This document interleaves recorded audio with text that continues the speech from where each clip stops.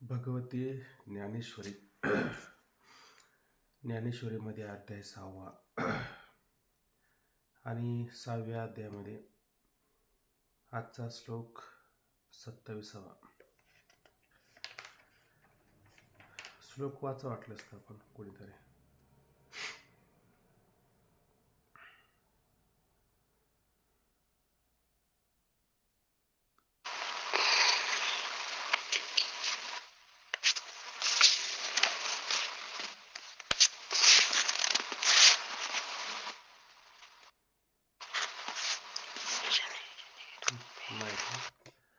प्रशांत मनसंभयनम प्रशांत मनसंभयनम योगिना सुखम उत्तमम उपेति शांतरजसम ब्रह्मभूत कल्मेशम.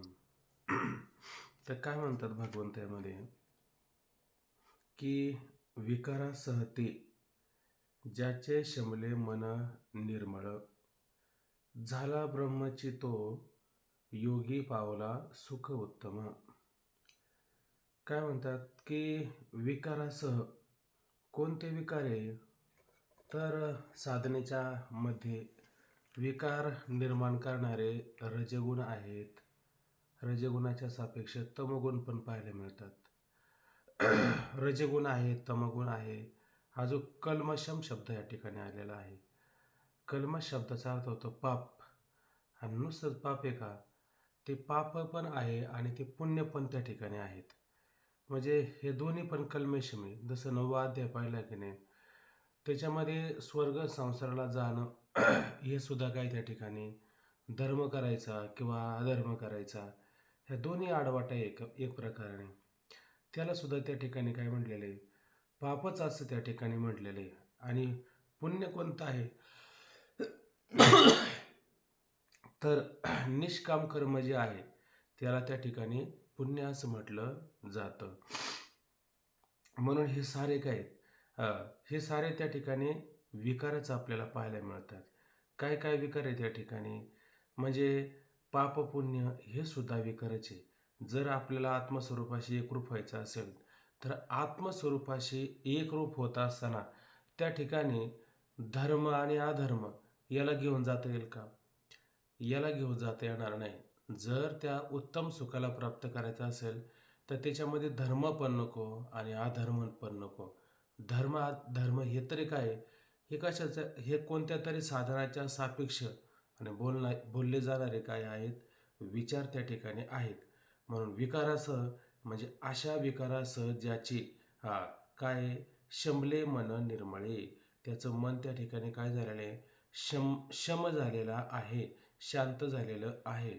आणि मन कसं झालेलं आहे, निर्मळ त्या ठिकाणी झालेलं आहे. म्हणून त्या ठिकाणी काय पाप पुण्य विकार आदी जे काही दोष आहेत ते सारे दोष काय झालेले आहेत, नाहीसे त्या ठिकाणी झालेले आहेत. मग त्या ठिकाणी पाप पुण्यादी रजतामादी हे सुद्धा काय त्या ठिकाणी असे असणारे सारे दोष त्या ठिकाणी नाहीसे झालेले आहेत. मन त्याचं निर्मळ झालेलं आहे. निर्मळ शब्दाने काय घ्यायचं, मन त्या ठिकाणी शुद्ध झालेलं आहे.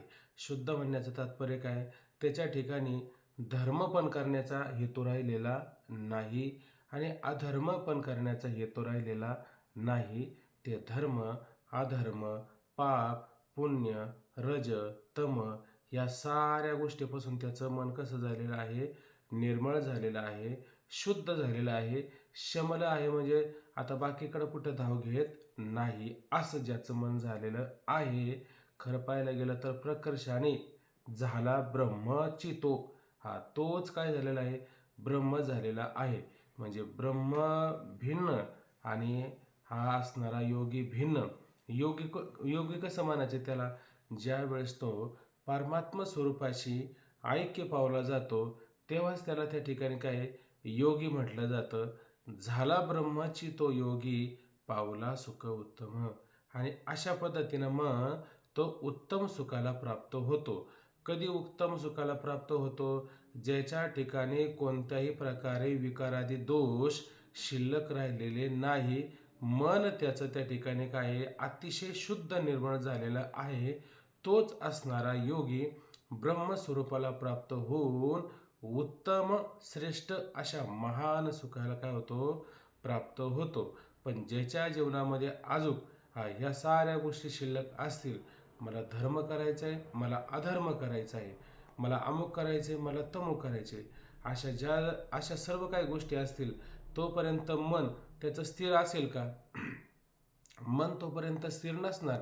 कारण काहीतरी करायचं आहे ना, हा भाव जर शिल्लक राहिला, मला आत्मस्वरूपाशी एकरूप व्हायचंय, म्हणजे तो रस्ता अजून त्याने गाठलेला नाही, म्हणजे अजून तो आपल्या ध्येयापर्यंत पोचलेला नाही.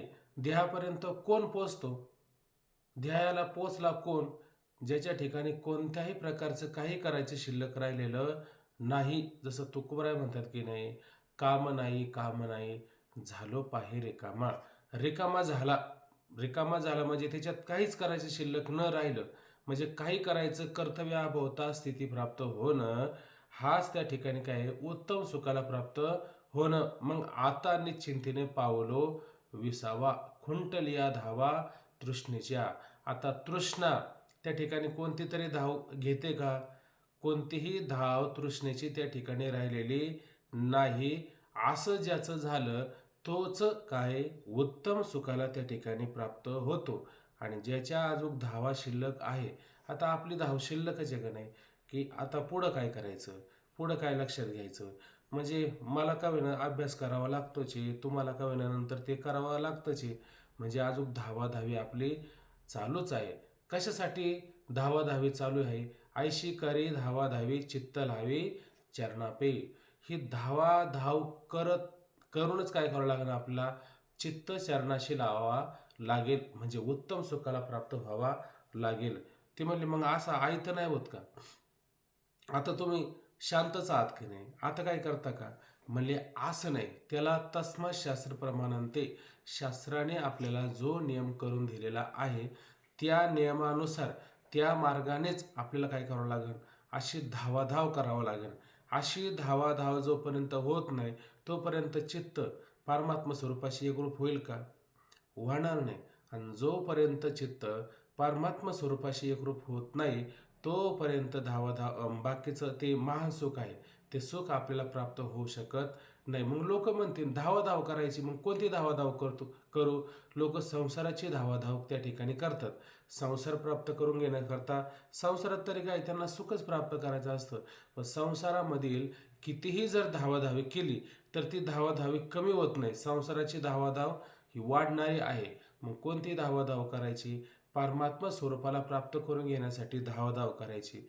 कशी धावाधाव करायची? सुरुवातीला हा योग सुरू झाला, त्याच्यामध्ये त्याच्यामध्ये सुरुवातीला काय सुरुवात केली, की असं ठिकाण त्या ठिकाणी असं स्थान पहा, त्या स्थानावर हे असू द्या ते असू द्या, हे असलं पाहिजे ते असलं पाहिजे, साऱ्या गोष्टीचा विचार, त्याच्यात स्थानाचा विचार आला, त्याच्यानंतर आसनाचा विचार आला, ते आसनाचं स्वरूप सांगितलं.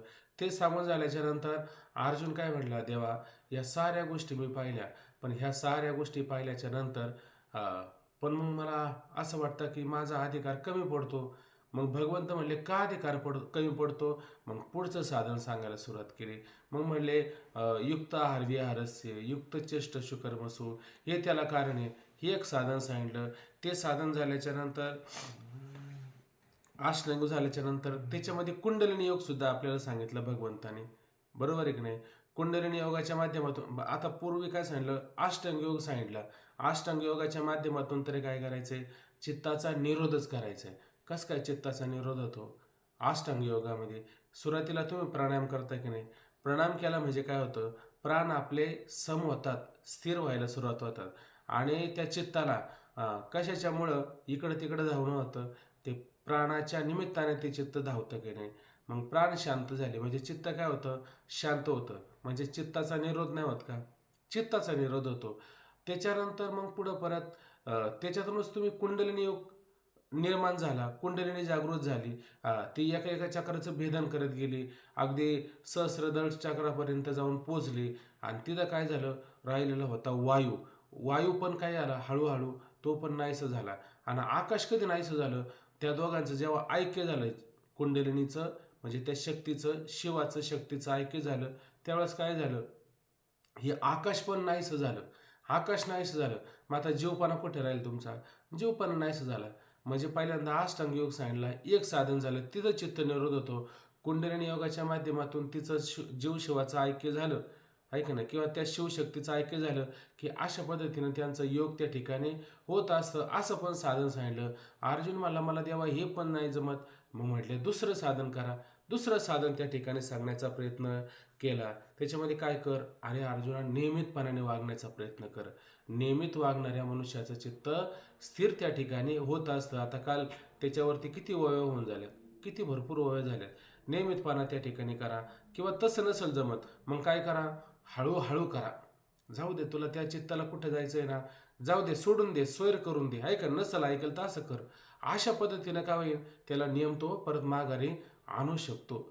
असे का होईना अनेक प्रकारचे साधनं भगवंत या ठिकाणी सांगतात. म्हणजे केवळ त्या ठिकाणी अष्टांग योग एवढं सांगायचं आहे का, तुम्हाला हा पर्याय नाही तर तो पर्याय, तो पर्याय नाही तर तो पर्याय, अशा कोणत्या तरी एका पर्यायाच्या माध्यमातून आपल्याला त्या महान सुखाला काय प्राप्त होता येतं. पुढं ओवी आली पहा, पाठी केतुलिने एके वेळे तया स्थैर्याचेनी मिळे आत्मस्वरूपाजवळ येईल सहज. पाठी, पाठी म्हणजे कुठं, पाठीमागं, इथून पुढं मागच्या ह्या अध्यायामध्ये पाठीमागं तुम्हाला या 6व्या अध्यायामध्ये केतुलेने कोणत्या तरी एका साधनाच्या माध्यमातून, कोणत्या तरी एका साधनाच्या माध्यमातून, आता किती साधनं सांगितली, अनेक प्रकारची साधने या ठिकाणी सांगून झाली. अष्टांग योग करा, कुंडलिनी योग करा, त्याच्यानंतर चित्ताचा नियमितपणा ठेवा, हळूहळू अभ्यास करा, असे अनेक प्रकार सांगितले का नाही. मग यापैकी कोणतं तरी एक साधन आपण त्या ठिकाणी केलं पाहिजे. हे तर बरोबर आहे की नाही. डॉक्टरने किंवा वैद्याने आपल्याला एखादं औषध त्या ठिकाणी करा म्हणले, तुम्हाला हे पाहिजे, हे औषध करा, ते औषध करा, ते औषध करा, एक तरी औषध केलं पाहिजे. आपण एकही औषध करत नाही आणि म्हणे आम्हाला बरं वाटत नाही. बरं वाटत नाही, मग तुम्ही कोणतं औषध केलं? औषधच अजून केलं नाही.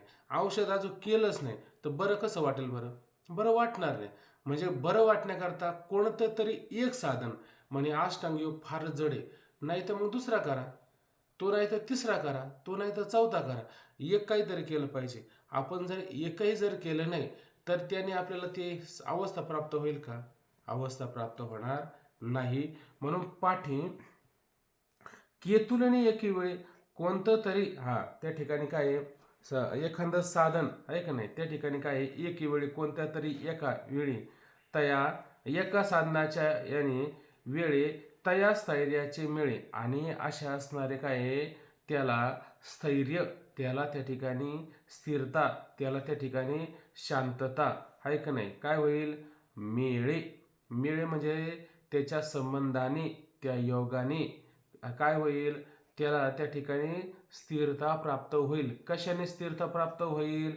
पाठीमागं जे काही साधनं सांगितली त्या साधनापैकी कोणत्या तरी एखाद्या साधनाच्या माध्यमातून त्या असणाऱ्या चित्ताला, मनाला, अंतःकरणाला स्थैर्य, स्थिरता त्या ठिकाणी प्राप्त होईल. कारण आपल्याला काय करायचंय, चित्ताला, मनाला, अंतःकरणाला स्थिरता प्राप्त करून द्यायची आहे. आणि जोपर्यंत स्थिरता प्राप्त होत नाही तोपर्यंत ते असणारं मन, म्हणा चित्त आत्मस्वरूपाजवळ येईल का? येणार नाही. म्हणून पाठी केतुलिनी एके वेळी तया स्थैर्याचिनी मिळे. मग काय होईल, त्याने, त्या योगाने, संबंधाने ते असणारं मन आत्मस्वरूपाजवळ येईल सहज, आणि अनायासे, स्वाभाविकपणे, सहजच काय होईल, आत्मस्वरूपाजवळ नक्की येऊ शकेल. नक्कीच येईल, आहे का नाही. आला का अर्थ लक्षात? पाठी केतुलिनी एके वेळी, हे का नाही. पाठी म्हणजे इथून मागं आपण जो अभ्यास सांगितला की नाही, त्या अभ्यासापैकी कोणत्या तरी एका साधनाच्या माध्यमातून त्या स्थैर्याचेनी मिळे, अशा पद्धतीनं त्या असणाऱ्या साधनाच्या माध्यमातून त्या असणाऱ्या चित्ताला स्थैर्य प्राप्त होऊन ते आत्मस्वरूपाजवळ येईल सहज आणि हळूहळू ते आत्मस्वरूपाच्या काय होईल, जवळ त्या ठिकाणी येईल. येतं का नाही आत्मस्वरूपाच्या जवळ? मनाचा स्वभाव काय?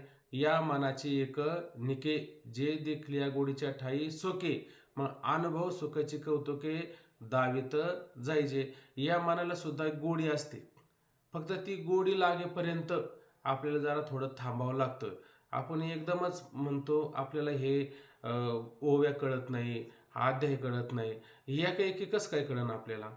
याला कळून घेण्याकरता काय करावं लागेल? याच्यासाठी अभ्यास करावा लागेल, एक तरी साधन करावं लागेल, त्या साधनावर आपल्याला स्थिर राहावं लागेल. हे साधन नाही, ते साधन नाही, ते साधन नाही, एकही साधन जर होत नसेल तर मग त्या मनाला गोडी लागेल का? मनाला गोडी लागणार नाही. गोडी कधी लागेल? आता तुम्हाला सुरुवातीला पहा आणि आता पहा, गोडी लागली का नाही? म्हणजे सुरुवातीला लागतच नाही. सुरुवातीला नांद म्हटलं तरी नांदायचं नाही, नाहीच राहणारच नाही, आहे का नाही? पण वडिलांनी चांगला धाक दिला की मग नांदते. आणि मग इतकी नांदायला जाते का वडील नंतर शेवटी शेवटी आणि आयुष्याच्या काळाला शेवटी शेवटी आणि प्राण जायची अवस्था होते. म्हणतात माझ्या मुलीला मला पाहिजे. मुलीला जरा पटकन फोन लावून बोलून घ्या. मुलगी म्हणते मला आता यायला वेळ सुद्धा नाही. का वेळ नाही म्हणे? म्हणले एवढं सारं, म्हणले मुलं शाळेत जातात, बाकीच्या त्यांना डबे म्हणा, हे म्हणा, ते म्हणा, एवढं सारं सगळं होतं म्हणे. मग म्हणले आता एक काम करा, म्हणले आता मी आल्याच्या नंतर काही पिकलेलं पान काही हिरवं नाही होणार आणि मी आल्याच्या नंतर काय होणार तर नाहीच आहे. मग मग आता काम करा, आता ते जाणारच आहे ना, मग आता एकदा त्यांना भेटण्याकरता या. त्याच्यानंतर ते गेले म्हणजे त्यांचे दसक्रिया 13वा, त्याच्यासाठी या, एकदा या. एक काम करा म्हणे, मी 13व्यालाच येतो ना डायरेक्ट. म्हणजे जी जी नांदायला तयार नव्हती ती इतकी नांदायला आता तयार झाली का ती म्हणते आता मी 13व्याला येते. अशा तसं या मनाचं काय, एक त्याला गुढी लागू द्या फक्त. एकदा त्याला चटक लागली रे लागली का आता कोठे धावे मन तुझे चरण देखल्या. हा म्हणजे मग काहीतरी एक साधन अशा पद्धतीने केलं की बरोबर ते काय होतं, स्थिर होऊन आत्मस्वरूपाच्या ठिकाणी सहजच त्या ठिकाणी येत असतं. काल तुम्ही दृष्टांत सांगितला ना तो गंधावाल्याचा, हा तसं परिक्रमाला एक माणूस होता, ते गेले होते, दुपार झाली होती. त्या माणसाचं असं होतं, तेवढी चहा किटलीभर संपल्याशिवाय जेवायचं नाही. एकदम पूर्ण दुपार झाली तरी त्यांनी चहा पाणी घेतलं नाही. जेव्हा लोकांना दिलं तेव्हा तो नेम सांगत होता. म्हणजे नेमाने ही साधना होऊ शकते. होते ना. दृष्टांत बरोबर आहे. कोणता एक नियम करा, नियम कधीच व्हायला जात नाही माणसाचा. नियम करा. हा कारण अभ्यास तुका म्हणे, तुम्ही त्याच्यामध्ये असा थोडा थोडा अभ्यास केला ना, तो नियम तुम्हाला पूर्णत्वाला घेऊन जातो म्हणजे जातोच. हा तो कधी व्हायला जाऊच देत नाही आपल्याला, हे लक्षात आलं पाहिजे. बरोबर आहे. पुढे पहा. हा तया ते देखुनी अंगा घडेल, तेथ अद्वैती द्वैत बुडेल आणि ऐक्य तेज उघडेल, त्रिलोक्य हे. तया ते देखुनी, आता कोणाला पाहिजे बरं ते मन? कोणाजवळ गेले ते मन? आत्मस्वरूपाच्या पुढे गेले, जवळ गेलेले, आहे का नाही? आता ते आत्मस्वरूपाच्या जवळ गेल्याच्या नंतर पाहिजे कोणाला? त्याला कोणाला? आत्मस्वरूपाला पाहिजे. बर तया ते देखुनी म्हणजे त्या असणाऱ्या आत्मस्वरूपाला पाहून. म्हणजे उदाहरण द्यायचं झालं तर काय उदाहरण पाहिलं होतं आपण? गुहेतला सिंह आणि मेंढ्यांच्या कळपातला असणारा सिंह. सुरुवातीला त्याने पाहिलं नव्हतं का? सुरुवातीला पाहिलंच होतं त्याला, पण त्याला पाहून तो घाबरू लागला होता. पण जेव्हा त्या सिंहाने आणि या सिंहाला आपली काय दिली? ओळख करून दिली. ओळख करून दिल्याच्या नंतर याची लक्षणं आणि त्याची लक्षणं, दोघांची लक्षणं सारखीच त्या ठिकाणी प्रतीतीला येऊ लागली. म्हणजेच काय, तो त्याच्या जवळ जाऊ लागला. त्याच्या जवळ जाऊन अशा पद्धतीनं तो त्याला पाहून काय झाला? अंगा घडेल. अंगा घडेल म्हणजे काय? तो त्याच्या स्वरूपासारखाच होईल का त्याच्या स्वरूपासारखा नाही? हा मेंढ्यातला सिंह आणि डोंगरातला सिंह हा दोघं एक सारखे नाही का? अहो दोन्ही सारखेच खरं पाहायला गेलं तर. कसं सारखं आहे बरं? कारण ते दोघांचा जन्म एकाच आईपासून झाला होता, आहे का नाही? फक्त त्यांची आई कुठेतरी शिकारीला गेली आणि म्हणून हे गुहेच्या बाहेर आले. आणि गुहेच्या बाहेर आल्याच्या नंतर एक गेला इकडं कुठेतरी बाजूला आणि एक गेला त्या शेळ्यांच्या कळपामध्ये, मेंढ्यांच्या कळपात. हाच फक्त फरक झाला ना, नाही तर हाय ते काय एकच आहे. फक्त त्याला उपाधी काय लागली? त्याला माया विशिष्ट चैतन्य म्हणून ईश्वर म्हटलं गेलं. त्याला शुद्ध सत्वगुणी माया उपाधी लागली. आणि याला कोणती उपाधी लागली? याला मलिन सत्वगुणी अविद्या उपाधी लागली. आणि अशा पद्धतीनं उपाधीमुळे त्यांच्यात भेद दिसत होता. तो गुहेत राहत होता म्हणून गुहेतला शेळ म्हणलं गेला, आणि हा कळपात राहत होता म्हणून ह्याला कळपातला शेळ म्हटला. आहे तर शेळच की नाही, आहे तर त्या ठिकाणी शेळच. मग या शेळाने त्या शेळाला पाहिलं. आता त्याने याला पावा का याने त्याला पावा? ईश्वराने जीवाला पावा काय जीवाने ईश्वराला पावा? खरं पाहायला गेलं तर कोणी कोणाला पाहिलं पाहिजे? जीवानी पावा. जीवानेच ईश्वराला पाहण्याचा प्रयत्न करायचा. कारण जीवाला भ्रम आहे, ईश्वराला भ्रम आहे का? ईश्वराला कोणत्याच प्रकारचा भ्रम राहत नाही. ईश्वराला मी ईश्वर म्हणण्यापेक्षा मी सच्चिदानंद रूपच आहे आणि ही उपाधी मला लागली असा तो स्पष्टपणे सांगू शकतो. आणि आपल्याला असं वाटतं मी जीवच आहे, साक्षी आत्मा कुटस्थ हे काय, हे मला काय मी पाहिले नाही, हे मला माहीत नाही. असा जीवाला एक असा काय असतो, गाढ असणारा अज्ञान रूपी भ्रम त्या ठिकाणी असतो. मात्र त्याला तो त्या ठिकाणी नसतो. म्हणून या जीवाने काय करावा, त्या असणाऱ्या आणि परमात्मा स्वरूपाला त्या ठिकाणी पाहावं आणि त्याला देखून अंगा घडीजे आणि तो त्याच्यासारखाच काय होतो, होऊन जातो. जसं उदाहरण द्यायचं झालं, आता आपण पाहतो की नाही, वहाळ ओहोळ या साऱ्याचं पाणी कोणते तरी ते रोथक उदके असं काहीतरी शब्द आला होता ओळीमध्ये. पण त्याच्यामध्ये ते पाणी कुठं? नदीला येतं. आणि नदीचं पाणी कुठं जातं? समुद्राला जातं. पण नदीचं पाणी आणि समुद्राचं पाणी या दोन पाण्यामध्ये काय फरक असतो? नदीचं पाणी गोड असतं आणि समुद्राचं पाणी काय असतं? खारट त्या ठिकाणी असतं. बरोबर आहे की नाही? मग गोड पाणी कोणी पण पितं. गोड पाना म्हणजे जीवपाना कोणाला पण आवडतो, पण परमात्मा स्वरूपाचा पाना कोणाला आवडत नाही, आहे का नाही? पण मग ते नदीचं पाणी कुठपर्यंत गोड असतं? जोपर्यंत ते समुद्राच्या अंगाचं होत नाही. समुद्राला जोपर्यंत नदी जात नाही, जोपर्यंत जात नाही तोपर्यंत तिचं पाणी आणि त्या समुद्राचं पाणी हे भिन्न रूपाने असतं. पण दोन्हीचं एक रूप झाले. नदी जशी सागराला मिळाली तसं त्यामध्ये काय होतं, दोन्हींचं पाणी एक होतं, वेगळं मात्र राहत नाही. नदी नदी राहत नाही. त्याच्यामध्ये हे तळ्यातलं पाणी, हे मळ्यातलं पाणी, याच्यातलं पाणी, त्याच्यातलं पाणी असा कोणताही प्रकारचा भेद राहत नाही. ते सारं पाणी काय होतं, एकसारखंच घडतं, ते मात्र वेगळं घडत नाही. तसं या ठिकाणी काय आहे, हे मन त्या परमात्मा स्वरूपाच्या जवळ गेलं, त्याला पाहिलं की ते काय होतं, वेगळं न राहता काय होतं, मन हे राम झाले. मन हे राम झाले. राम राम राम म्हणता रामाचे व्हायचे. राम म्हणता म्हणता म्हणता म्हणता ते काय झालं, रामच झालं. त्याच अंगाचं झालं का वेगळ्या अंगाचं राहिलं? आता त्याचं स्वरूप वेगळं राहिलं का? वेगळं राहतच नाही. जसं तुकोबराय म्हणतात की नाही, तुका म्हणे आळी नव्हे नोरेची वेगळी. म्हणजे ती असणारी आळी त्या भिंगुरटीचं चिंतन करता करता चिंतने चिंतने तद्रुपता, म्हणजे ती कोण झाली? ती आळी न राहता तीच आता भिंगुरटी झाली. बरोबर आहे की नाही? तसं या ठिकाणी काय तया ते देखुनी, त्याला पाहून पाहून अंगा गडीजे आणि त्या आत्मस्वरूपासारखाच त्या ठिकाणी होऊन जातो. तेथ आणि त्या ठिकाणी अद्वैती द्वैत बुडेल. अद्वैती आहे की नाही? अद्वैती म्हणजे काय? ज्याच्यामध्ये दुजेपणा नाही, ज्याच्यामध्ये भेद नाही, ज्याच्यामध्ये पृथकपणा वेगळेपणा नाही. आणि द्वैत म्हणजे काय? द्वैत म्हणजे वेगळेपणा, भिन्नपणा, आहे की नाही? तर आता अद्वैती म्हणजे थोडक्यात समुद्र, आहे की नाही? आणि द्वैती म्हणजे काय? नद्या. समुद्र एक आहे का अनेक आहे? समुद्र एक आहे. नद्या काय? अनेक आहे. म्हणजे त्याच्यामध्ये द्वैत आहे. मग आता ह्या सगळ्या द्वैतरूपी नद्या अद्वैतरूपी समुद्रामध्ये जर जाऊन मिळाल्या तर आता द्वैत राहिलं कुठं? आता वेगळेपणा राहिला कुठं? एक होऊन जातं. ते एक होऊन जातं, आहे का नाही? तसं बरं आता गंमत अशी, आता द्वैत तरी कशाचे सापेक्ष आहे आणि अद्वैत तरी कशाचे सापेक्ष आहे, विचार जर करायला गेलं तर.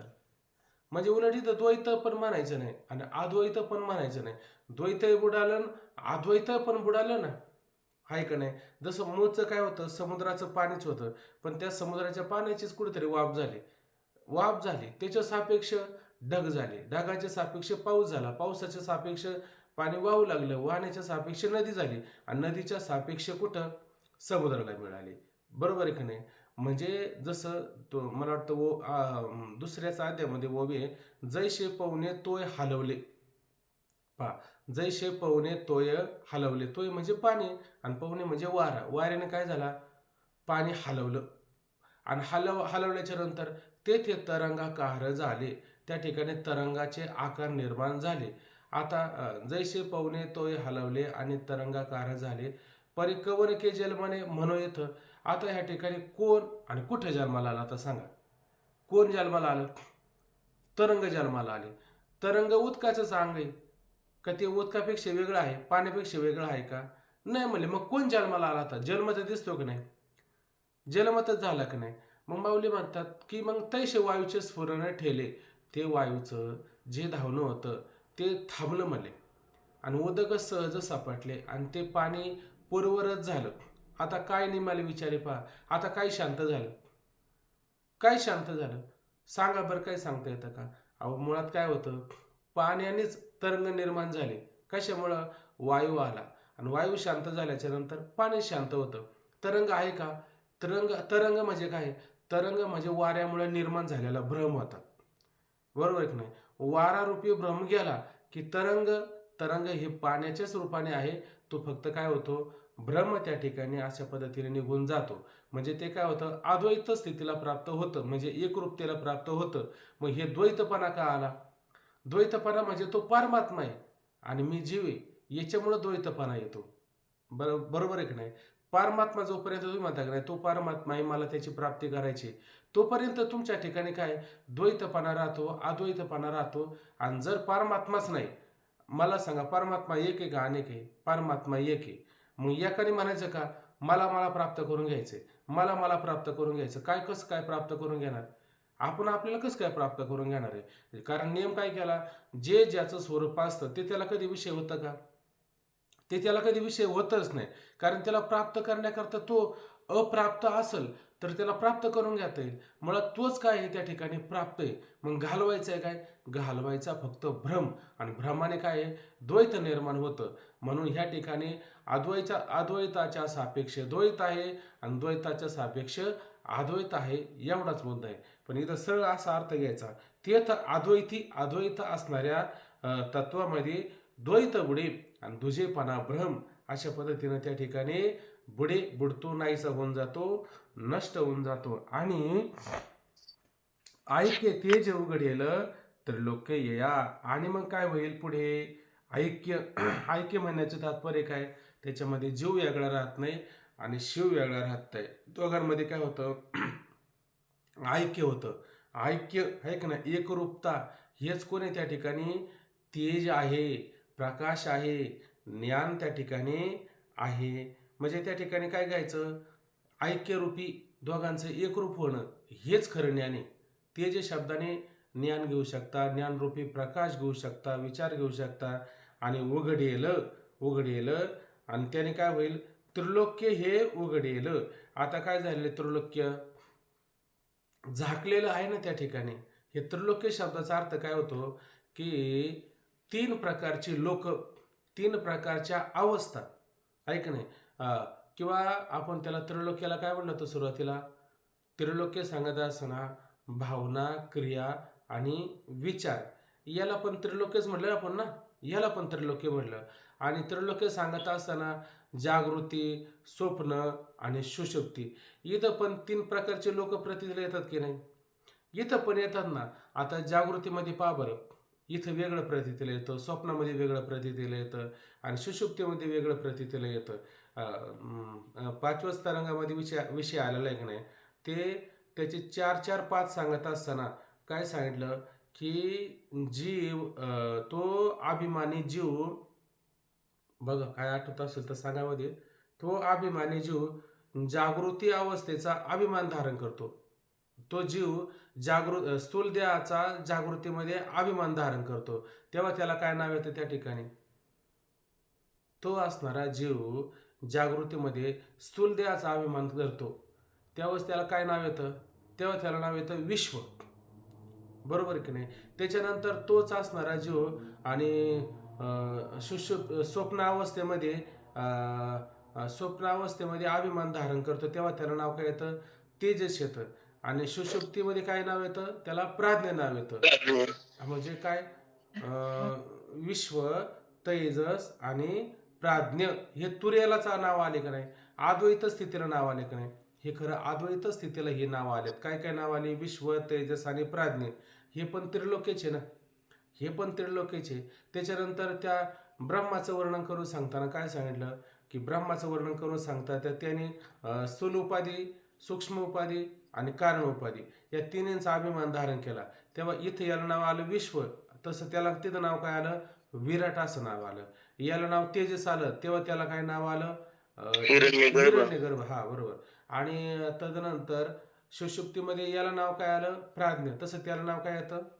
ईश्वर. ईश्वर त्याला नाव येतं, आहे का नाही?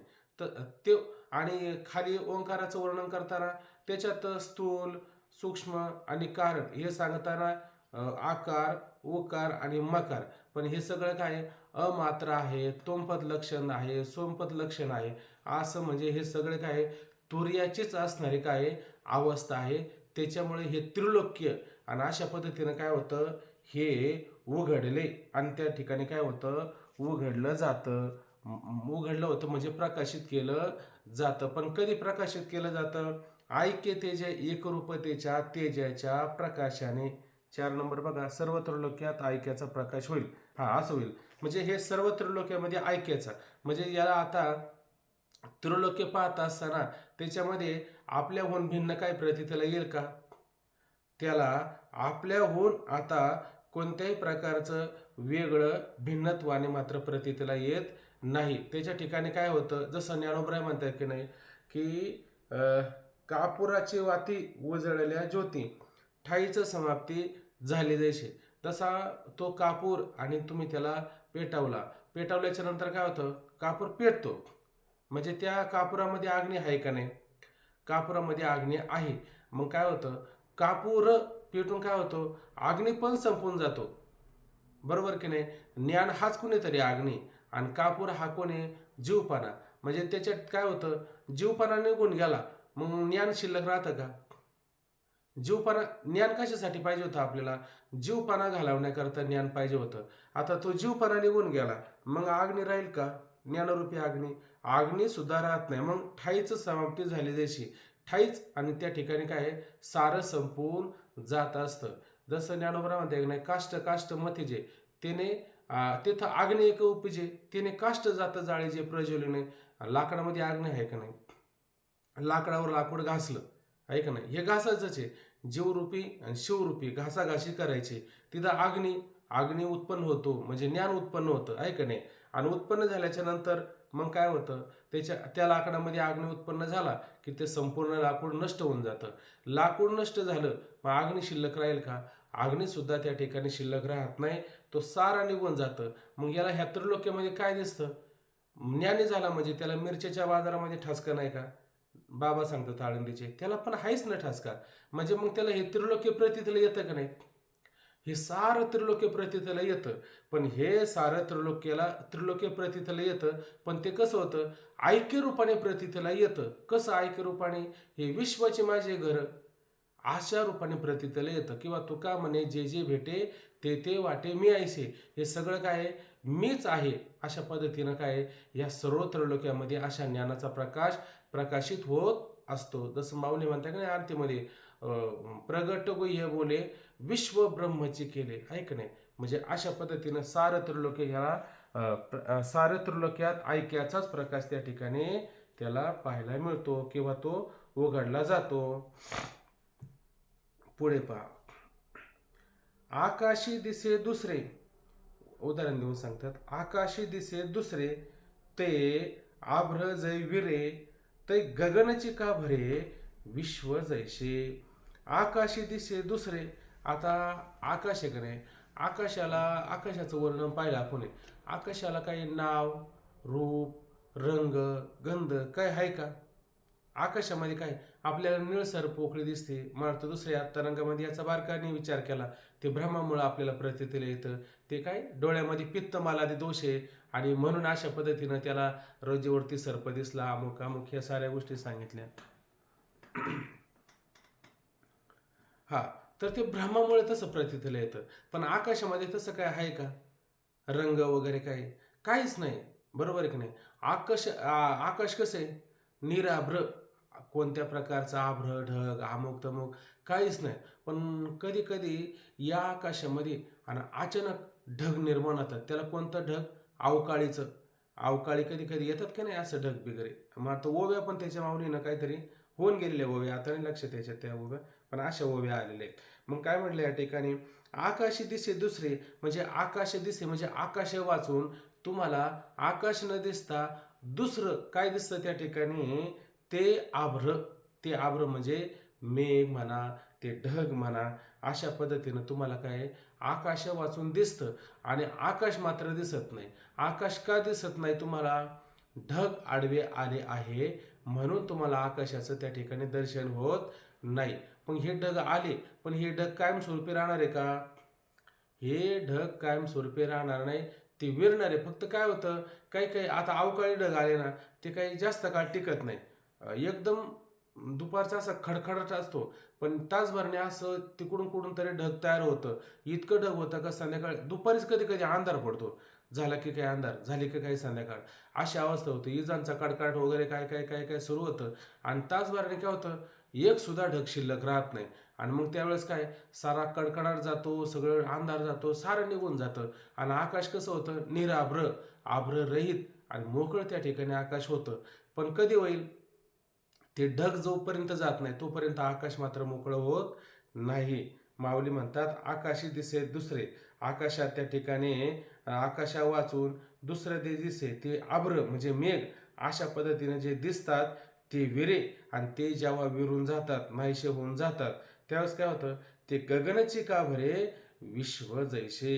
ते ते असणारं गगन म्हणजे आकाशच का भरे विश्व जैसे. सारा आकाशच त्या ठिकाणी काय विश्वामध्ये व्यापलेलं आहे. पण सुरुवातीला काय वाटायचं? हे सगळे ढग, हे सगळे मेघ आणि सगळं आकाशामध्ये भरले असं वाटत होतं. पण खरं पाहायला गेलं तसं आहे का भरलेलं? आता उदाहरण घ्या. आता आपण आपल्या डोळ्याला चष्मा लावला आणि आपल्याला ते रंगीत दिसू लागलं. आपण म्हणतोय मला या चष्म्याने सगळं लाल लाल दिसू लागलं, हिरवं हिरवं दिसू लागलं. ऐक ना, तुम्हाला दिसतं का?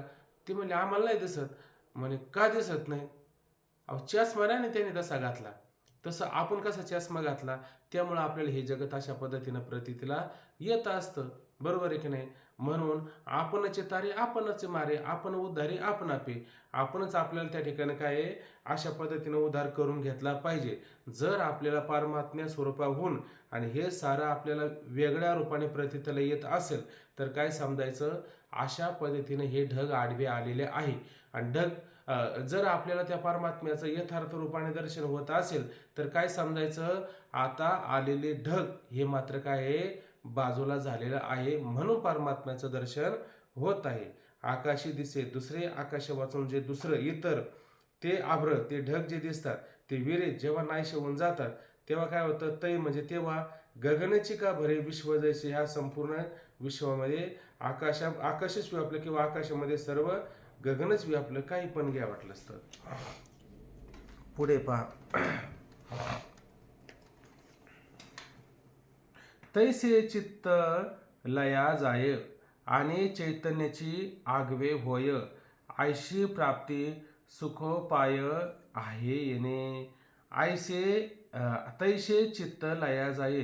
तैसे म्हणजे वरील प्रमाणे हे ढग ऐक नाही, हेच काय आडवे येतात आकाशाच्या पुढं म्हणून अशा पद्धतीनं ते नाहीसं झालं. तसं हे चित्त अगदी त्याप्रमाणे जसं माऊली म्हणताय की नाही की बाबुळीचे सारावे हाती, पाणी तर वासे आयती, आभ्रची जावे गगन सिद्धची. फक्त ढग जायचे, गगन तयार करावं लागतं का? गगन आहेच त्या ठिकाणी. बरोबर आहे की नाही? पाणी ज्या अर्थी शेवळ आलेलं आहे, शेवळ कुठे येतं? शेवळ कोरड्या जमिनीवर शेवळ येईल का? जिथं पार खडखडाट आहे तिथं शेवळ येईल का? शेवळ जर येत असेल तर पाण्याचा कुठेतरी विषय असला पाहिजे. जर पाणी असेल तरच त्या ठिकाणी शेवळ येतं. पाण्या वाचून शेवळ येत नाही. म्हणजे ज्या अर्थी शेवळ आले त्या अर्थी परमात्मा हा तुम्हाला मान्य करावा लागेल. मग काय करायचे? शेवळ फक्त बाजूला करायचं. पाणी तयार करायचं का? पाणी तयार करायचं नाहीच आहे त्या ठिकाणी. अगदी त्या प्रकारच्या भूमिकेचा विचार केला तर तैसे चित्त जाईलया. आणि अशा पद्धतीनं चित्ताचा काय होतो, हळूहळू लय होतो. म्हणजे एकाएकी लय होतो का, एकाएकी चित्त शांत होतं का? आपल्याला नियम काय दिला त्याने, हळूहळू हळूहळू ढाळे ढाळे. अशा पद्धतीनं काय आहे, विहंग मार्ग नाही, पिप्पलिका मार्ग, त्याप्रमाणे जर विचार केला तर असं काय होईल, चित्त लया जाईल. म्हणजे हळूहळू अशा पद्धतीनं चित्त लयाला जातं, शांत होऊन जातं, स्थिर होऊन जातं. आणि स्थिर झाल्याच्या नंतर काय, आणि चैतन्याची आगवे होय. म्हणजे चैतन्य म्हणजे परब्रह्म, परमात्मा. आगवे होय म्हणजे केवळ त्या ठिकाणी परमात्माच शिल्लक राहत असतो. वास्तविक पाहिलं तर आकाश हे मूळचंच आहे त्या ठिकाणी, आणि ढग हा येण्या जाण्याचा विषय. आकाश हा येण्या जाण्याचा विषय आहे का, नाहीच आहे. तसं परमात्मा हा येण्या जाण्याचा विषय नाही, परमात्मा सिद्धच आहे, परमात्माच आहे त्या ठिकाणी. फक्त काय, जीवपणा गेला पाहिजे, चित्त शांत झालं पाहिजे, हृदय आपलं स्थिर झालं पाहिजे. वरती उलट सांगितलं होतं की प्रशांत मनस आहे ना, याच्यावरती खरं विचार करायचा होता वाटतं. दुसऱ्या अध्यायामध्ये मोठा विचार आला होता बघा, आठवत असेल तर श्लोक, प्रसादे सर्व दुःखानाम हानिरसोपजायते प्रसन्न चेतसो हैष बुद्धी सर्व वतिष्ठत, असे काहीतरी श्लोक आलेले. तैसे हृदय प्रसन्न होय तेथ दुःख कैसे की आहे, असं अशा ओव्या आलेल्या होत्या. इतकी त्याला त्या ठिकाणी प्रसन्नता प्राप्त होती, एवढ्या महान सुखाला त्या ठिकाणी तो प्राप्त होतो. पण कधी, तैसे चित्त लया जाय, अशा पद्धतीनं त्याचं चित्त लय पावलं, शांत होऊन गेलं. आणि चैतन्याची आगवे होय. आणि त्या ठिकाणी केवळ सर्व काही ब्रह्मस्वरूपच त्या ठिकाणी होतं, ब्रह्मस्वरूपच त्या ठिकाणी राहतं. आयसी प्राप्ती सुखोपाय आहे येणे. अशा प्रकारची प्राप्ती, ब्रह्मस्वरूपाची प्राप्ती करण्याकरता सुखोपाय आहे येणे. येणे म्हणजे या साधनाच्या, हे साधन कसे, सुखरूप उपायाला सुखोपाय शब्दाचा अर्थ काय होतं, सुखरूप असणारा उपाय किंवा सुखाला प्राप्त करून देणारा उपाय असं घ्यावं लागेल ना. सुखप्राप्तीचा उपाय आहे येणे, ऐक नाही, असा हा सुख प्राप्त करून देणारा उपाय ह्या ठिकाणी आहे, असा सरळ अर्थ होतो. बरोबर आहे की नाही. जसं हा असाच अर्थ होतो ना, तुम्ही कुणी हो वाचलं, हो, सुखकर उपाय असंच घ्यावं लागेल. सुखकर उपाय होतो ना, हा बरोबर आहे. हो. हा म्हणजे हाच काय, सुलभ उपाय, सुखकर उपाय, अशा पद्धतीचा हा काय सरळ सरळ त्या ठिकाणी उपाय आहे. पण काय करावं लागेल, तैसे चित्त लया जाईल, म्हणजे आपल्याला चित्त लयाला न्यावं लागेल, शांत करावं लागेल. पण कसं, तसं माऊली म्हणतात की नाही, अभ्यासामुळं. आता ह्या सगळ्या गोष्टी कशा होणार आहेत, काहींचा अभ्यास तीव्र गतीचा आहे आणि काहींचा अभ्यास काय असतो, मंद गतीचा आहे. तर ह्या ठिकाणी आपल्याला अभ्यास करायचा, पण कसा अभ्यास करायचा, आपल्याला तीव्र गतीचा अभ्यास न करता मंद गतीचा अभ्यास करायचा. तीव्र गतीचा म्हणजे सुरुवातीला जो योग सांगितला त्याच्यामध्ये तीव्र गतीने अभ्यास केला तरी आपल्याला तिथपर्यंत जाता येतं. पण आता अर्जुन काय म्हणला, देवा मला जाता येणार नाही. मग आपण काय करा, हळूहळू ढाळे ढाळे अशा पद्धतीनं आपण हा अभ्यास करून काय होतो, या साऱ्या गोष्टी त्या ठिकाणी काय निघून जातात आणि मग आपणही परमात्मा स्वरूपच होऊन जातं. जसं तुकोबराय म्हणतात, लवण मिळविता जळे, मीठ आहे मीठ, आणि मीठ पाण्यामध्ये घातलं, मीठ पाण्यामध्ये घातल्याच्या नंतर किंवा लवणाची कुंजरी सुदल्या लवण सागरे, आणि होईचे ना माघारी परती जैसे, म्हणजे मिठाची हातीने केली आणि कुठं पोहायला गेली, म्हणजे समुद्रात पोहायला गेली, सकाळीच गेली पोहायला, संध्याकाळी पर अंधार पडला, अजून काही येईल का येणार नाही. हा सुख उपाय आहे की ना, हा किती सुलभ उपाय सुखप्राप्तीचा, हा सुलभ असा उपाय आहे येणे. या अशा साधनाने हा एकदम सुलभ सुखकारक असणारा हा काय ब्रह्मप्राप्तीचा उपाय आहे. वाचा आता श्लोक. वाच. युज्यनेव सतात्मानं योगी विगत कल्मषा सुखेन ब्रह्म संस्पर्श मत्यानं सुखमश्नुते. श्लोकटिका श्री ज्ञानोबा श्री तुकाराम. युञ्जन्नैवं सदात्मानं योगी विगत कल्मषः सुखेन ब्रह्मस्पर्शन अत्यंतम सुखम अश्नते. बरोबर ना? सुखम अश्नते, अश्नुते. खालची गीता आहे पहा. आत्म्यास नित्य जोडोनी ह्या परी दोष जाळोनी सुखेची भोगितो योगी ब्रह्मानंद अपारतो. आत्म्यास नित्य जोडोनी अशा प्रकारे काय करायचं आता आपल्याला? वरील जे साधन सांगितलं का नाही, हा जो अभ्यास सांगितला का नाही, या अभ्यासाच्या माध्यमातून काय करायचं? आत्म्यास नित्य जोडोनी आत्मस्वरूपाला त्या ठिकाणी आपल्याला काय करायचंय? जोडायचं आहे. पण कसं जोडायचंय? आज जोडलो आणि उद्या नाही जोडायचं असं आहे का? असं नाही.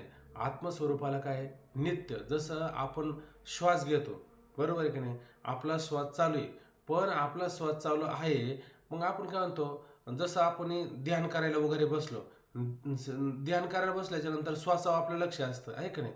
पण मग ध्यान झालं आपलं आणि उठून मग आपल्या कामाला लागलो, मग श्वास आपला म्हणतो का आता थांबा, जाऊ दे आता त्याचं ध्यान वगैरे झालं. म्हणजे श्वास कसा असतो? नित्य असतो, आहे का नाही? जसं अजप जपणे उलट प्राणाचा ते ते मनाचा निर्धाराशे, म्हणजे हा श्वास कसा नित्य आहे, तसं या ठिकाणी काय आत्मस्वरूपाला कसं जोडलं पाहिजे? नित्य अशा पद्धतीने आपण जोडलं पाहिजे. आणि कसं जोडावं? ह्या परी दोष जाळोनी. ह्या परी अशा प्रकारचे काय दोष त्या ठिकाणी आहेत. कोणते दोष आहेत? कल्मश म्हणजे पापादी दोष. काय होतं? जोपर्यंत हे दोष आडवे आहेत, जोपर्यंत ढग हे दोष आडवे आहेत, तोपर्यंत मात्र आपल्याला त्या आकाशाचं नित्य दर्शन होऊ शकत नाही. आणि ढग बाजूला झाले, मग आपल्याला आकाशाचं नित्य दर्शन आहे ना? नित्य दर्शन आहे. म्हणजे हे दोष दोष कोणते? पापादी असणारे दोष. आणि हे काय करायचे तर आपल्याला पूर्णपणे जाळून टाकायचे आहेत, नष्ट त्या ठिकाणी करायचे आहेत. मग असे दोष त्या ठिकाणी नष्ट झाले, मग सुखेची भोगितो योगी परमानंद अपारतो. मग आता तो योगी सुखाने काय भोगतो? ब्रह्मानंद अपार, अमर्यादित असणारं ब्रह्मानंदाचं सुख तो योगी सुखाने भोगत असतो. तो योगी परमानंदाचं सुख त्या ठिकाणी ते कसं आहे? अपार आहे, अमर्यादित आहे, सर्व सुखाचे आगर. बाप रखमादेवी वर सर्व सुखाचा आगर, आहे का नाही? त्या सुखाला तोटा आहे का? त्याला सुख म्हणण्यापेक्षा त्याला आनंद असं म्हणा. का बरं म्हणायचं? कारण सुखाच्या सापेक्ष दुःख येतं. मग आनंदाच्या सापेक्ष काय येईल बरं? आनंदाच्या सापेक्ष आनंद, परमानंद, महाआनंद, असे तुम्हाला आनंद आनंद अशा प्रकारचं ते व्यापक असणारं सुख. आणि अशा पद्धतीने तो योगी नित्याने त्या ठिकाणी भोगत असतो. हे अपर म्हणण्याचं तात्पर्य काय? जसं तुम्ही भरचूची कथा ऐकली का? भरचूची कथा 5व्या तरंगामध्ये येऊन गेले का नाही? मग तो भरचू सुख भोगत होता का नव्हता? पण कधी भोगत होता? राजाच्या दरबारी आणि त्या ठिकाणी कामाला होता आणि राजाचा अत्यंत प्रिय होता प्रधान. त्यावेळेस एवढं सुख भोगत होता का? म्हणजे संसारामध्ये होता पण एवढं सुख भोगत नव्हता. ज्यावेळेस त्या बंडवाल्याने त्याला पुष्कळ मारलं, म्हणजे किती मारलं आता त्याचं वर्णन नाही करायचं. पण मग त्याच्या लक्षात आलं का आता आपण जर राज्यात गेलो तर काय होईल आपल्याला? आता हे बाकीचे अमात्य आपला जीव घेतील, कारण एवढ्या बंडवाल्याने मारून सुद्धा हा भरचू मागं आला. ज्या अर्थी हा मागं आलाय त्या अर्थी मग तिने याचा जीव घ्यायला नाही. आता नवीन काहीतरी बंड तयार करतील, आपला जीव घेतील. मग कुठंतरी अरण्यामध्ये बसा. मग तिथंच अरण्यामध्ये कपाळाला अंगाला भस्म लावून बसला आणि सुख प्राप्त झालं. बघा, तुम्हाला जर ओंकार महाराज तुम्हाला ते जर सापडत असेल तर सांगा. ते सुखाचे प्रकार सांगितले. पहिल्यांदा सुख सांगितलं. कोणतं सुख सांगितलं म्हटले की एक राजा सांगितलं त्याने. म्हणजे तो तरुण असावा, रूपवान असावा, त्याच्याकडं सार्वभौम्य राज्य असावं, एक छत्री राज्य असावं, त्याच्याकडं पुष्कळ सैन्य असावेत, त्याच्याकडं सगळ्या गोष्टी अमोप प्रमाणामध्ये असावं. आणि असा जो राजा असतो की नाही त्याला सुख त्या ठिकाणी म्हटलं जातं. पण ते कोणतं? एक मानुष्य सुख म्हटलं. एक मनुष्याला सुख मिळतं ना ते सुख. त्याच्यापेक्षा आणखीन व्यापक सुख कोणतं? की आपल्याला जर समजा लता दिदी त्या कशा गायन करतात, त्यांचा आवाज म्हणजे काय? सगळ्याचा असं त्यांचा आवाज जरी ऐकला तो आवाज म्हणजे काय, त्याला नाद ब्रह्म असं म्हटलं जातं. ही लीला काय सहजासहजी होत नाही. मग तो आनंद काय सामान्य आहे का? त्या राजापेक्षा तिचा 100 पटीनं आनंद जास्त. तिच्यापेक्षा अजून जास्त आनंद कोणाला? म्हणजे देवगंधर्व असतात की नाही. जसं आपण मागं ओवी पाहिली, म्हणे तो संग्रामी हरजिंतला निवांत कवचाचा टाहो फेडला पवाडा तुआ केला अर्जुनेसी. अर्जुनाचा पवाडा केला कोणी? गंधर्वाने. ते गंधर्व कुठे? देवादिकाचं स्तुती भाटगिरी करणार ते गंधर्व आहे. आणि त्याने कोणी केलं? त्याने काय केलं? अर्जुनाचे पवाडे केले. म्हणजे ते जे गंधर्व आहेत, गंधर्वाची गाणी जे म्हटलं जातं, त्या लता दिदींपेक्षा त्यांचा आनंद 100 पट. पुढचं नाव काय? ओंकार महाराज बघा सापडलं तर. त्याच्यानंतर पुढं कोणी? ते देवगंधर्व झाले. त्याच्यानंतर ते देवांचे राजे. त्याच्यानंतर बृहस्पती सांगितला, ब्रह्मदेव सांगितला, रुद्र सांगितला. असे बरेच बरेच त्याच्यामध्ये नाव आले. त्याच्यापेक्षा त्याचे 100 पट 100 पट 100 पट असं त्या ब्रह्मदेवापर्यंत वर्णन झालं. आणि त्याच्यापेक्षा हजारो पटीनं आनंद कोण भोगत होता? हा भरचू भोगत होता. मग मला सांगा, या सुखाला कोणती मर्यादा होती का? अमर्यादित अशा पद्धतीनं तो भरजू ते सुख भोगत होता. आणि मग लोकांना नाव ठेवू लागला. बघा, हे लोक संसाराच्या ठिकाणी संसाराच्या ठिकाणी जातात आणि सुख प्राप्त करण्याचा प्रयत्न करतात. कसलं संसारामध्ये सुख आले? म्हणजे हे खरं सुख आहे. म्हणजे सगळ्याला बाजूला करणं आणि एकटीच राहू दे मला, हे खरं सुख त्या ठिकाणी आहे. अशा पद्धतीचा योगी आणि ते अपार अमर्यादित असणारं सुख त्या ठिकाणी प्राप्त करून घेतो, भोगतो. पुढे पहा. वेळ आहे ना अजून आपल्याकडं? या सोपिया योग स्थिती उकलू देखिला गा बहुती संकल्पाच्या संपत्ती रुसून या. काय करायचं? संकल्पाच्या संपत्ती रुसून या. आधी या सोपिया योग स्थिती उकलू देखिला गा बहुती. या सोपिया अशा प्रकारची सोपी, सुलभ, सहज काय योग स्थिती आहे. पण हे आपण म्हणतो हे सुलभ आहे, अमुक आहे, तमुक आहे. जसं उदाहरण द्यायचं झालं की जीवपणा जो आहे, तो जीवपणा एक मनुष्याचा जातो का? बरं, जाणं तरी काय अवघड असतं का? जाणं काय अवघड नसतं, सोपंच असतं. फक्त काय सापडत नाही आपल्याला? घर सापडत नाही. घर आपल्या जवळ नाही का? घर आपल्या जवळच आहे, पण आपलं जास्त काय होतं, दुसऱ्याच घरामध्ये जायचा प्रयत्न चालू असतो. म्हणजे घर जवळ असतं, पण तो काय एका घराला प्राप्त होतो का? एका कधी घराला प्राप्त होत नाही. पण मग आपल्या घरात जाणं सहज असतं का लोकांच्या घरात जाणं सहज असतं? आपल्या घरामध्ये जाणं सहज आहे, बरोबर आहे की नाही? तसं या ठिकाणी ही योग आणि स्थिती प्राप्त होण्याची जी अवस्था आहे की नाही, ही सोपी या ठिकाणी आहे का नाही?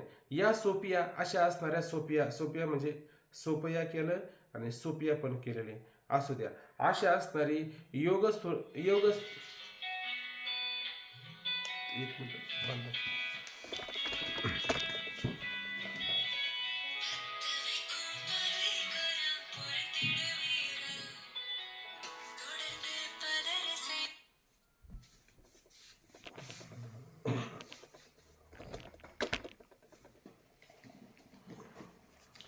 या सोपिया योग स्थिती. आता ही जी योग स्थिती आहे, ही सोपी आहे का नाही? ही सोपी असणारी, एकदम सहज असणारी, सुलभ असणारी काय आहे? योग स्थिती आहे. उकलू देखिला गा बहुती. आणि याची उकल, याची उलगडा अशा पद्धतीने काय? देखिला म्हणजे पाहिला, गा बहुती आणि बहुती म्हणजे पुष्कळाने, अशा प्रकारे याचा उलगडा अनेकाने पाहिला आहे. पण कधी पाहिला आहे? संकल्पाची संपत्ती रुसून या. आधी काय? संकल्पाची संपत्ती. बघा, ओवे आठवतात का तुम्हाला? या संकल्पापासून काय काय झालं? संकल्पाची संपत्ती, संकल्प निर्माण झाले. संकल्पाची संपत्ती म्हणण्याच्या पेक्षा त्याची मुलं कोण आहेत? पुत्र. त्याला दाखवलं. ही संपत्ती लक्षात घेतली पाहिजे, आहे का नाही? आणि ही संपत्ती काय? याच्यावरती काय व्हायचं तुम्हाला? रुसून या. याच्यावरती रुष्ट व्हावं लागेल. जोपर्यंत याच्यावर रुष्ट होता येत नाही, काम क्रोध अधिकावर रुष्ट होता येत नाही, नाराज होता येत नाही, साध्या शब्दामध्ये घ्यायचं झालं, आहे का नाही? तर अशा पद्धतीनं या सोपी असणारी योग स्थिती प्राप्त होईल का? ही सोपी असणारी योगस्थिती प्राप्त होत नाही. असा अनुभव, अशा प्रकारचा उलगडा कोणी पाहिलाय? बहुतागा पुष्कळाने अशा पद्धतीने काय तो पाहिलेला आहे. जोपर्यंत संकल्पापासून काम क्रोधाधिक असणारी ही संपत्ती याच्यावरती तुम्हाला रुष्ट होता येत नाही. ऐक नाही या जसं तो कोण म्हणते का नाही, याजसाठी केला होता अट्टहास. काय अट्टहास केला? जाळूनी संसार बैसलो अंगणी. हा अट्टहास आहे. आदिल्या भ्रातारे सुख नवे पुरा, हा अट्टहास आहे. हा सगळा अट्टहास याच्यावरती सगळा काय व्हावा लागेल? रुसावा लागेल, रुष्ट व्हावा लागेल. तरच त्या योगस्थितीला आणि सोप्या असणाऱ्या योगस्थितीला आपल्याला प्राप्त होता येतं. या मार्गाने किती जण गेलेत? बहुत पुष्कळ मार्गी याची बहुत गेले साधू संत. बघा काय बरोबर आहे का? नका जाऊ आडरणे ऐशी बोलती पुराणे, असं काहीतरी एक अभंग आहे तुकोबरांचा. मार्गी बहुत याची गेले नका साधू संत काहीतरी, नका जाऊ आडराणे ऐशी गरजती पुराणे, चोखाळले या वाटा न लगे पुसाव्या धोपटा, असा काहीतरी एक अभंग आहे. म्हणजे या मार्गाने काय आहे? पुष्कळ जण गेले. आणि या मार्गाचा कापडी कोण आहे? या मार्गाचा कापडी आहे का? आठवतो का? आणि त्याच मार्गाने अजून चाललेला आहे महेशू. भोले बाबा. महेशू या मार्गाचा कापडू भोले बाबा म्हणजे महेशू. याच मार्गाने जातात ते, दुसऱ्या मार्गाने मात्र जात नाही. आणि याच मार्गाने आपल्याला ज्ञान सुद्धा काय आहे? सहज होतं. कारण वृत्ती शांत झाली म्हणजे ज्ञान व्हायला उशीर होत नाही. अशा पद्धतीनं या सोपी योगस्थिती अशी असणारी सोपी काय आहे? योगस्थिती जी आहे ओकळू देखील भोवती, अशा प्रकारची तिचा उकल करून, तिचा उलगाडा करून पुष्कळाने पाहिलेला आहे. पण कधी? संकल्पाच्या संपत्ती रुसून. आधी त्याने संकल्पाच्या संपत्तीवर रुष्ट होऊनच अशा पद्धतीनं ही सोपी असणारी योगस्थिती उलगाडा करून अनेकांनी पुष्कळाने त्या ठिकाणी पाहिलेली आहे. ते सुखाचेनी सांगाते आले परब्रह्मा आतोंते तेथ लवण जैशी जळाते सांडू नेणे. ते सुखाचेनी सांगाते. आता ते असणारे अशा पद्धतीने त्यांनी पुष्कळाने केलं का नाही त्या योगस्थितीला प्राप्त. ते असणारे जे साधक आहेत त्या साधक जणांनी ते सुखाचेने सांगाते. सुखाचे म्हणजे आत्मसुखाच्या, ब्रह्मसुखाच्या सांगाते संगतीने बरोबरीने आले परब्रह्मा आतोंते. अशा पद्धतीने काय आहे? परब्रह्माच्या आतोंते म्हणजे परब्रह्माच्या आतपर्यंत. परब्रह्माच्या आतोंते म्हणजे काय? अतिशय गाढ असणारी अशी झोप लागते की नाही आपल्याला कधी कधी, एकदम गाढ झोप लागते. तसं हे परब्रह्माच्या बरोबरीनं संगतीने म्हटलं ना या ठिकाणी. सुखाचेने सांगाते म्हणजे परब्रह्माच्या सुखाच्या, आत्मसुखाच्या सांगाते म्हणजे संगतीने बरोबरीनं. म्हणजे काय होतं? आपल्याला एखाद्या चोरापर्यंत जायचं असेल, शोध घ्यायचा असेल, मग काय काय करावं लागतं? आधी आपल्याला काहीतरी धागे दोरे काहीतरी सापडावं लागतात ना. म्हणजे तो माग घेतच आपण तिथपर्यंत जातो ना. म्हणजे मग त्याच्या संबंधाने म्हणजे ह्या असणाऱ्या चोराने चोरी केली याचे काय संबंध आहे? यांनी चोरी करताना काय तिथं काहीतरी पुरावे काही शिल्लक सापडतात का? याचे काहीतरी आपल्याला धागे दोरे हातामध्ये काहीतरी सापडले पाहिजे ना. मग ते धरून धरून धरून धरून तुम्ही कुठं जाता? त्या चोरापर्यंत जाता ना. आहे का नाही? हा काय त्या चोराचं वर्णन काहीतरी ज्ञानोबराने एका ठिकाणी कुठेतरी अभंगामध्ये आलेलं आहे. कोणाला आठवत असेल तर सांगा. आता माझ्या तोंडापुढं आलता गेला कुठेतरी. अशा पद्धतीनं आता मी समजून घ्या की एखादा धागाद्वारा सापडला की तो धागाद्वारा धरू धरू धरू काय होतो? आपण त्या परमात्मा स्वरूपापर्यंत जातो. मग म्हणतो दिसला, आता सापडला, आता काय हरकत नाही, आता काय जाणार नाही कुठं. म्हणजे त्याच्या आत आले म्हणजे फार जवळ आले किंवा त्याला धरलंच. आता त्याच्याचे काय एकरूप झाले. म्हणजे इतकं परब्रह्माच्या सुखामध्ये काय गडून जातात त्या ठिकाणी, एकरूप होऊन जातात. जसं समुद्रामध्ये पडलेला मनुष्य आणि तो समुद्रापेक्षा आता वेगळा राहील का? आत जसं घट आहे आणि तो खोलवर पाण्यात गेला म्हणजे फार खोल खोल खोल आत गेला. म्हणजे त्याच्यात कुठं कुठं पाणी आता? म्हणे बाहेर पाणी आत पाणी नाही, असं होईल का? घाटाच्या आतही पाणी आणि बाहेरही पाणी. आता पाणी कुठं नाही असं नाहीच आहे. सुरुवातीला थोडा वरती बुडाला, खाली बुडता बुडता जसं पाण्यामध्ये खोल गेला तसं आतही पाणी आणि बाहेरही पाणी. तसं ते सुखाचेने सांगाते त्या आत्मसुखाच्या संगतीने बरोबरीने आले आतमध्ये, परब्रह्म आत होते आणि परब्रह्म स्वरूपापर्यंत आतपर्यंत सुखापर्यंत त्या ठिकाणी आले, पोचले. कसं? तीर्थ लवण जैसे जाळते सांडूनिने. आता त्या ठिकाणी हा इथं एक प्रमाण हे बसतंय का? उदाहरण दिलेलं आहे ऐकलेलं बाबांचं. हा जसं एका मुलाला आईने सांगितलं आपलं चतुर्थीचं चंद्र पाहू नको. हा हा ते नाही का ते पाचवा कोणत्या तरंग चतुर्थीला भाद्रपद महिन्यामध्ये. चित्र भाद्रपद महिन्यातलं चंद्र पाहू नको, काय आरोप येतो वगैरे असं काय आहे त्याचं. हम्म, तर ते मग बाहेर जायचं होतं, मग आईने त्याला छत्री दिली. तो मुला छत्री घेऊन गेला का चंद्र पाहायचा नाही म्हणल्यावर नजर चुकून जाईन, जर चंद्र पाहिला तर पाहायचंच नाही. तर हम्म, छत्री घेऊन बाहेर पडला आणि पण ती गोष्ट पाहायची नाही म्हणलं, लक्ष मात्र तिकडच लागलेलं असतं ना.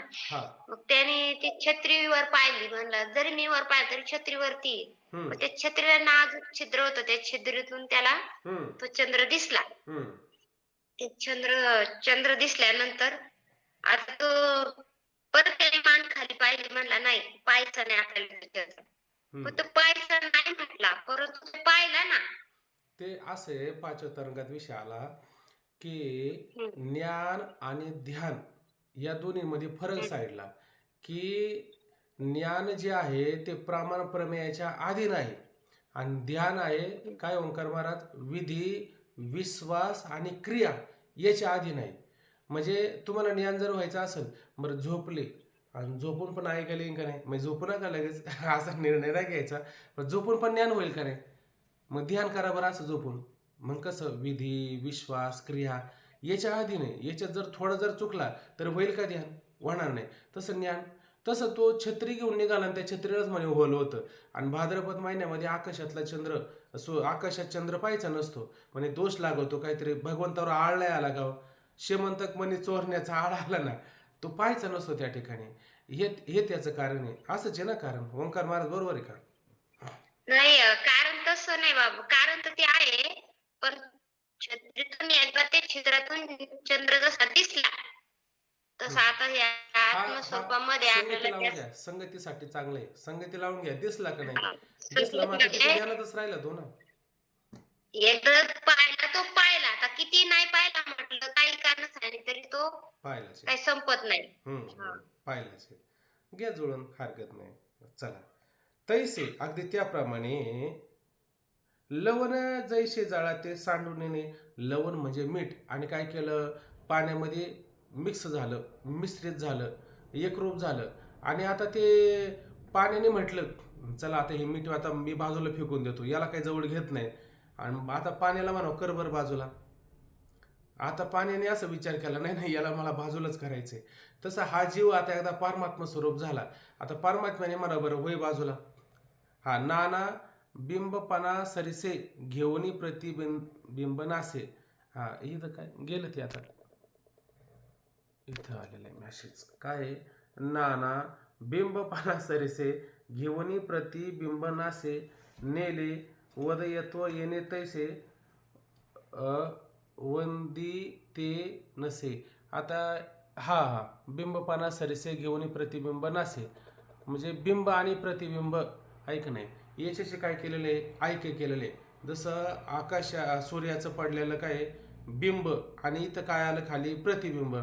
त्या बिंबाचा आणि त्या प्रतिबिंबाचा नाश आहे का?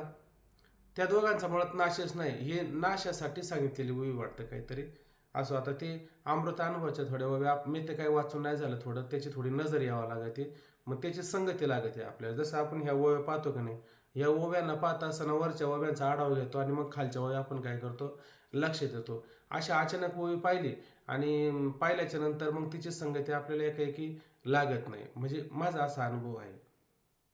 जसं उदाहरण दिलं, जसं आता ते बिंब आणि प्रतिबिंब ते एकमेकाला टाकू शकतात का? ते टाकू शकत नाही. तसं ह्या ठिकाणी लवण जैसे जाळाते सांडून आणि लवण आणि पाण्यामध्ये मिश्र झाले तर जैसे जाळाते सांडून ते पाण्याला टाकू शकतं का? पाण्यापेक्षा वेगळं होऊ शकतं का? बाजूला मात्र होऊ शकत नाही. तसं सुखाचेने सांगते सुखाच्या बरोबर संगतीने परब्रह्माच्या खोलवर हळूहळू आतमध्ये आल्याच्या नंतर त्या ठिकाणी त्याला ते टाकू शकत नाही. ह्या 2 ओव्या घ्या, आता थोडा वेळ राहिला वाटतं आपल्याकडं, आणि मग बाकीचं बघू द्या. तैसे होय ते वेळी ते मेळी मग साम्य रसाची या रावळी महासुखाची दिवाळी जगची दिशी. आता भारी ओवी आलती. तैसे होय ते वेळी, तसं होतं कधी? त्या वेळेला, त्या मेळी. मेळी म्हणजे ऐक्यामध्ये, एकरूपतेमध्ये. तैसे होय ते मेळी, तैसे त्यावेळी ते मेळी म्हणजे जीव ब्रह्माच्या मेळी ऐक्याने काय होतं? मग साम्य रसाची रावळी, सामर रसाची रावळी. सामर म्हणजे समरस समाधी, जसं म्हणतो का ना समाधी. समाधी म्हणजे काय? समरस होणं, वेगळं राहणं. तसं साम्य रसाच्या रावळी. रावळी म्हणजे मंदिर. मंदिरामध्ये गेल्याच्या नंतर काय असतं? तिथं देव पण असतो आणि त्याचे काय असतात? भक्त पण असतात. बरोबर आहे की नाही? देवाचे भक्त आहे का नाही? देवाचे कोण असतात? भक्त त्या ठिकाणी आपल्याला पाहायला मिळतात. ते काय असतात? ते देव आणि देवळ वेगळं राहतात की कसं असतात? देव देवळ परिवारू हे वेगळे, पण बुवा कोरणे खिजे डोंगरू तैसा भक्तीचं व्यवहारू का न व्हावे. म्हणजे त्या डोंगरामध्येच काय केलं? देऊळ पण तयार केलं, आणि मूर्ती कायची केली? त्या डोंगरातल्या दगडाचीच केली, आणि त्याच्यातली बाकीच्या पायऱ्या वगैरे त्या पण दगडाच्या केल्या. तिथं बाकीचे देवदेवता काय कायचे केली? त्या दगडाचीच केली. म्हणजे एकातूनच तयार झालं का नाही? एकातून तयार झालं. म्हणजे त्या देवळामध्ये आणि बाकीच्या सगळ्या वस्तू त्या देवळाला सोडून एका देवळाच्या रूपानेच असतात. त्या देवळाच्याच रूपाने असतात, त्या देवळापेक्षा वेगळं नाही. म्हणजे त्या देवळात काय सारं ऐक्यच त्या ठिकाणी पाहायला मिळतं. तसं या ठिकाणी तैसे होय ते मिळे, तसं त्या मेळाने ऐकाने काय होतं? जीव ब्रह्माचं काय आहे? मग साम्य रसाच्या रावळी. आणि जीव ब्रह्माचं जीव ब्रह्म हेच काय? एकरूपतेचं काय? रावळी मंदिर त्या ठिकाणी होतं. आणि त्या मंदिरामध्ये काय होतं? महासुखाची दिवाळी जगची दिसे. अशा प्रकारची दिवाळी. दिवाळी शब्दाचा अर्थ काय होतो? दिवाळी आली म्हणजे आपल्याला सुख प्राप्त होतं असं. त्या बरंच त्याच्यामध्ये पुष्कळ ओव्या आलेले आहेत. आनंद होतो, उत्साह येतो. आनंद, उत्साह, सारे सारे. दिवाळी आता जवळ आली. 8 महिनाभर, 2-2 महिने आपल्याला सुट्ट्या घ्यायच्या, तर अमुक म्हणजे आधीच तयारी असते. पुढच्या दिवाळीला काय करायचं आधीच तयारी असते, आहे का नाही? पण संतांनी दिवाळी सांगितली, पण ही वेगळी, ही महासुखाची दिवाळी. ते सुख असतं ते काय 5 दिवस लाडू करांच्या खाली गेलं सुख. हे सुख आहे, हे सुख न जाणारं सुख आहे. म्हणजे हे सुख कोणतं आहे? महासुख आहे. महासुखाची दिवाळी, महा अशी मोठ्या असणारी महान सुखाची काय आहे? दिवाळी जगची दिशे. सर्व जगामध्ये त्याला दिसते, सर्व जगामध्ये त्याला प्रतीतीला येते. पुढे पहा.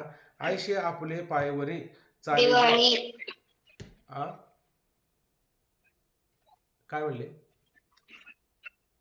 बोला आता तर. बोला तर. हा.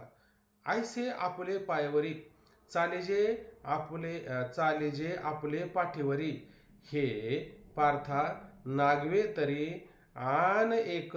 आता परत एक उपाय सांगितला. आयशे आपले पायवरी. आता हे बघा, असं हे कसं आहे माहिती आहे का? हे जे सांगितले का नाही, हे आयसे कसे? आपले पायावरी.